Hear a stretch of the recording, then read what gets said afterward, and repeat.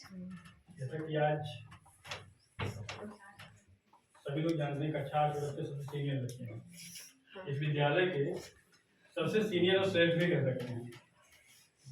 उनकी आज विदाई समारोह आज आयोजित की गई है। सबसे पहले तो आयोजनकर्ता को बधाई कि उन्होंने बखूबी अपना जो भी व्यवस्था की है बहुत अच्छा किया है। और विदाई का माहौल जो होता है थोड़ा गमगीन होता है। कहीं ना कहीं हम आपके हृदय में कुछ ना कुछ दुख बिछड़ने का कुछ ना कुछ जरूर आ जाता है, लेकिन हम ऐसे भारतवर्ष में ऐसे किसान के बेटे बेटियां हैं जहाँ पे हमको अपने खेतों में लहराते धान की फसल से भी सीख लेनी चाहिए। आप लोग जिस यहाँ से जा रहे हैं इसकी तो दुख है, लेकिन अंदर ही अंदर खुशी भी होनी चाहिए। कैसे होनी चाहिए? जैसे हमारे धान का जो बीज होता है, पहले हम उसको एक छोटे से क्यारी में उसको बोते हैं, फिर उसकी बेलन तैयार की जाती है जिसको जराई भी बोला जाता है। फिर क्या किया जाता है? किसान उसको वहां से उखाड़ता है, फिर ले जाके एक बड़े से क्यारी में लगा देता है, उसकी रोपाई कर देता है। फिर वो जो धान का बीज होता है, जो पौधा होता है, वहां जाकर के उस खेत में अपनी पूरी एक कुशल परवरिश में, एक कुशल नेतृत्व में अपनी पूरी ताकत के साथ एक लहराता हुआ फसल तैयार होता है, जो उस किसान के सपनों को साकार करता है। इसका किसान का सपना ये होता है कि हम जो भी फसल लगा रहे हैं वो कैसा हो, अच्छा हो, है ना। उसके पीछे उसकी भी कुछ उम्मीदें होती हैं। ठीक उसी प्रकार आप वो धान के बीज थे जिसको बुआई किया गया, आप इस यूपीएस कांदीपुर में पल्ले बड़े बेलन की तरह तैयार हो गए। अब आपको यहाँ से चल करके किसी बड़े से विद्यालय में प्रवेश करना है और वहां पे आपको कुशल नेतृत्व और अनुशासित ताकत के साथ अपने अंदर की क्षमता को निखारना है।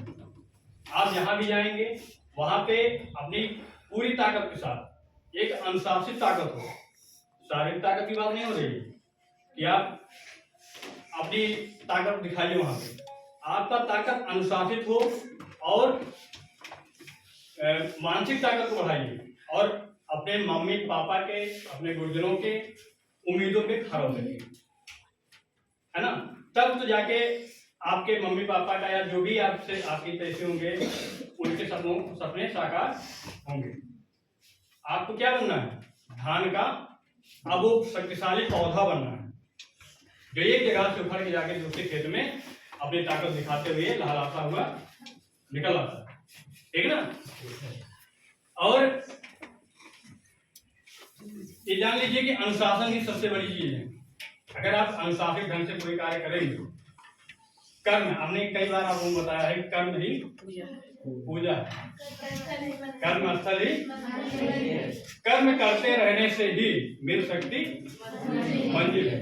और महाभारत में श्री कृष्ण जी ने भी अर्जुन को उपदेश देते हुए कहा है कि कर्म, यदि कर्म तुम्हारा सच्चा होगा तो कर्म कहाँ निष्फल होगा। हर एक मुश्किल का हल होगा, आज नहीं तो कल होगा, ठीक है। और उसी में थोड़ा सा और आप लोग जानिए, आप लोग देखते हैं सूर्य को देखते हैं ना, उससे भी बड़ा कोई नहीं ना, लेकिन सूरज जैसा बनना है तो सूरज जैसा तपना होगा, है ना। समझ रहे हो ना। नदियों से आदर पाना है तो पर्वत छोड़, जैसे आप लोग यहाँ पे अब तक पढ़ाई की है, लेकिन आपको अगर और आगे जाना है और सम्मान पाना है तो क्या करना है? यहाँ से निकल के और जहाँ मतलब इसका विस्तार हो सके वहां आप जब पहुंचोगे तब जाके इसका मतलब विस्तार होगा आपके नाली का। तो वही कहा गया है, नदियों से आदर पाना है तो पर्वत छोड़ निकलना होगा। हम तो ऐसे राही हैं कि सोचे राह सरल होगा, हम तो ऐसे राही हैं कि सोचे राह सरल होगा, हर एक संकट का हल होगा, आज नहीं तो कल होगा। बस ये सदगुरु साहब